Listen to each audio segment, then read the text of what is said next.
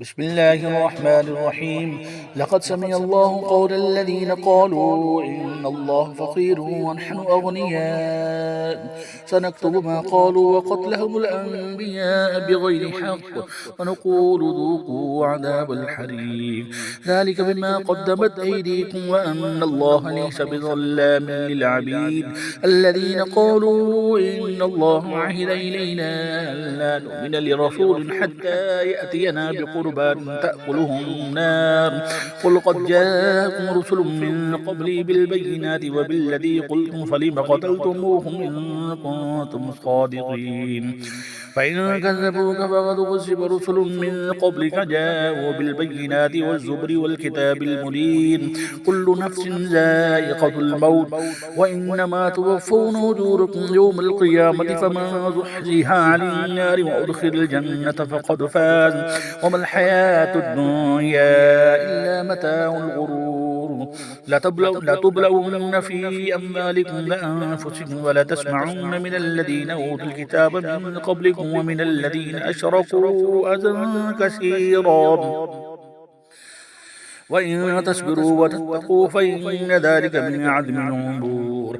وإذا أخذ الله ميثاق الذين أوتوا الكتاب لتبيننه للناس ولا تكتمونه فنبذوه وراء ظهورهم واشتروا به ثمنا قليلا فبئس ما يشترون. لا تحسبن الذين يفرحون بما أتوا ويحبون أن يحمدوا بما لم يفعلوا فلا تحسبنهم في مفازة من الله من العذاب ولهم عذاب أليم. ولله ملك السماوات والأرض والله على كل شيء قدير. إن في خلق السماوات والأرض واختلاف الليل والنهار لآيات لأولي الألباب الذين يذكرون الله قياما وقعودا وعلى جنوبهم ويتفكرون في خلق السماوات والأرض ربنا ما خلقت هذا باطلا سبحانك فقنا عذاب النار. ربنا إنك ما تدخل النار فقد أخزيته ما للظالمين من أنصار. ربنا إننا سمعنا مناديا ينادي للإيمان أن آمنوا بربكم فآمنا ربنا فاغفر لنا ذنوبنا وكفر عنا سيئاتنا وتوفنا مع الأبرار. ربنا وآتنا ما وعدتنا على رسلك ولا تخزنا يوم القيامة إنك لا تخلف الميعاد. فاستجاب لهم ربهم أني لا أضيع عمل عامل منكم من ذكر أو أنثى بعضكم من بعد فالذين هاجروا وأخرجوا من ديارهم لأوذوا في سبيلي وقاتلوا وقتلوا لأكفرن عنهم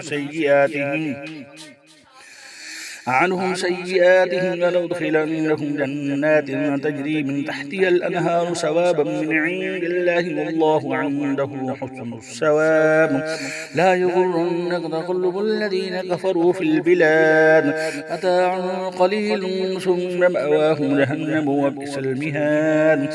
لكن الذين اتقوا ربهم لهم جنات تجري من تحتها الأنهار خالدين فيها نزلا من عند الله وما عند الله خير للأبرار.